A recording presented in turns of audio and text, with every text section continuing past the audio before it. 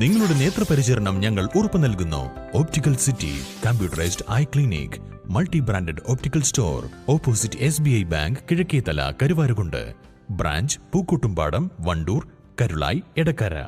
നിലമ്പൂർ ഉപതെരഞ്ഞെടുപ്പ് പ്രഖ്യാപിക്കും മുമ്പേ UDF സ്ഥാനാർത്ഥിക്ക് വേണ്ടി പ്രചരണം തുടങ്ങി യൂത്ത് ലീഗ്. വികസന പദ്ധതികളിൽ CPM-നെയും മുൻ MLA PV അൻവറിനെയും പ്രതിക്കൂട്ടിൽ നിർത്തുന്ന ലഘുലേഖകളുമായാണ് യൂത്ത് ലീഗ് പ്രവർത്തകർ തിരഞ്ഞെടുപ്പ് പ്രചരണം തുടങ്ങിയത്.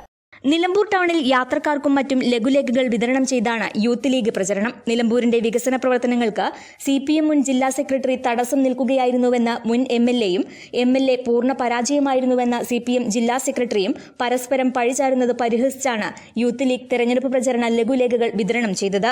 നിലമ്പൂർ ബൈപ്പാസിനായി കോടികൾ വാഗ്ദാനം ചെയ്തു എന്നല്ലാതെ 100 രൂപയുടെ പ്രവൃത്തി പോലും തുടങ്ങാൻ ഇടതുപക്ഷത്തിന് സാധിച്ചിട്ടില്ല എന്നും നിലമ്പൂർ ഗവൺമെന്റ് കോളേജിന് സ്വന്തമായി ഭൂമിയോ കെട്ടിടമോ ഉണ്ടാക്കാൻ സാധിച്ചില്ലെന്നും വികസന പ്രവർത്തനങ്ങൾക്ക് CPM എതിരാണെന്ന മുൻ LDF MLA-യുടെ പ്രസ്താവനയും ഓർമ്മപ്പെടുത്തിയാണ് യൂത്ത് ലീഗ് പ്രചരണം.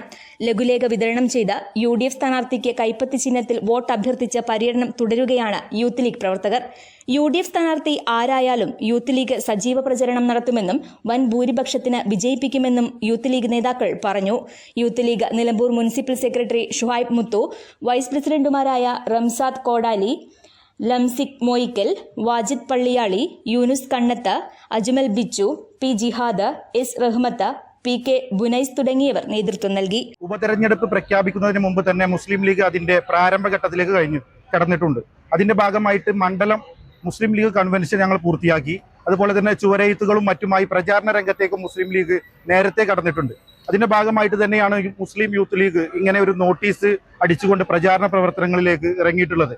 ഈ 9 വർഷക്കാലം ഈ നിലമ്പൂരിനോട് CPM നിയന്ത്രിക്കുന്ന ഒരു MLA-യും ചെയ്ത കെടുകാര്യസ്ഥതയും അഴിമതിയും ഭരണവിരുദ്ധ തരംഗവും അത് ചർച്ചയാകും. അതുപോലെ തന്നെ കേരളം വലിയൊരു ഇലക്ഷനെ നേരിടാൻ പോകുന്നതിന് മുമ്പുള്ള ഒരു ഉപതെരഞ്ഞെടുപ്പാണ് നിലമ്പൂരിൽ വന്നു ചേർന്നിട്ടുള്ളത്.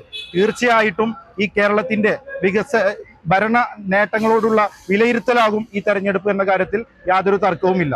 നിലമ്പൂർ മുനിസിപ്പാലിറ്റിയിൽ മുസ്ലിം യൂത്ത്. News bureau, Nilambur. സ്വന്തം ഹൈസ്പീഡ് ഇന്റർനെറ്റ്, നമ്മുടെ സ്വന്തം ഇന്റർനെറ്റ്.